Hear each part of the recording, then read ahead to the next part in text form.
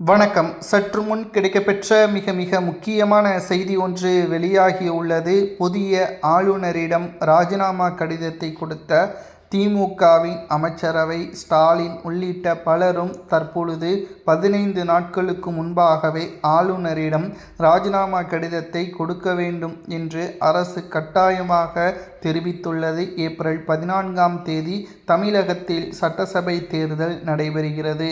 இதனால் முன்கூட்டியே அதற்கான நடவடிக்கைகளை மேற்கொள்ள வேண்டும். தற்பொழுது தமிழ்நாட்டின் முழுமையான கட்டுப்பாடு இன்னும் 2 நாட்கள் மட்டும்தான் ஸ்டாலின் அவர்களிடம் இருக்கும். அதற்கு பிறகு முழுமையாக இந்திய தேர்தல் ஆணையத்திற்கு சென்றுவிடும்.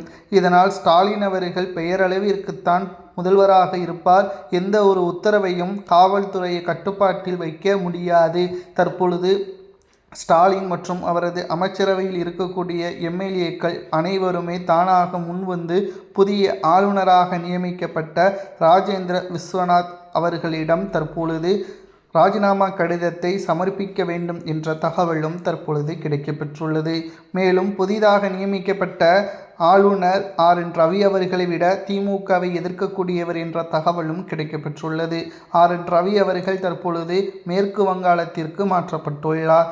மேலும் RN ரவி அவர்கள் திமுகவை கடந்த 10 ஆண்டுகளாக தமிழ்நாட்டில் ஆளுநராக நியமிக்கப்பட்ட நிலையில் சரியாக 4 ஆண்டுகள் மட்டும் திமுகவிற்கு மிகப்பெரிய ஒரு தொந்தரவாக இருந்தால் ஸ்டாலின் அவர்களை கண்ணீர் விட்டு கதறி அழும் விதமாக மத்திய அரசிற்கு பல கடிதங்களை கொடுத்தார் என்ற தகவலும் தெரிய வந்தது.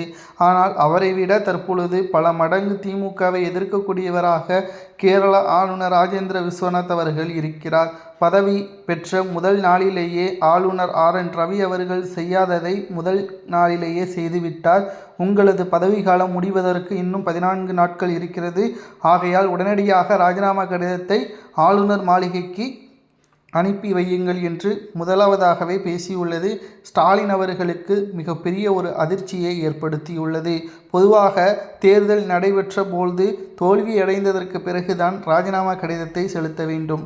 ஆனால் அரசு திட்டத்தின்படி தற்பொழுது 14 நாட்களுக்கு முன்பாகவே சமர்ப்பிக்க வேண்டும். அப்பொழுதுதான் மத்திய அரசு முழுமையாக இந்திய தேர்தல் ஆணையத்தின் மூலமாக தமிழக காவல்துறை அதிகாரிகளை கட்டுப்படுத்த முடியும், பணப்பட்டுவாடாவை தடுக்க முடியும், உத்தரவுகளை நேரடியாக பிறப்பிக்க முடியும் என்ற காரணத்தினால் இந்த முடிவை வெளியிட்டுள்ளது. இது மேலும் ஸ்டாலின் அவர்களுக்கு சிக்கலையும் அதிர்ச்சியையும் ஏற்படுத்தியுள்ளது.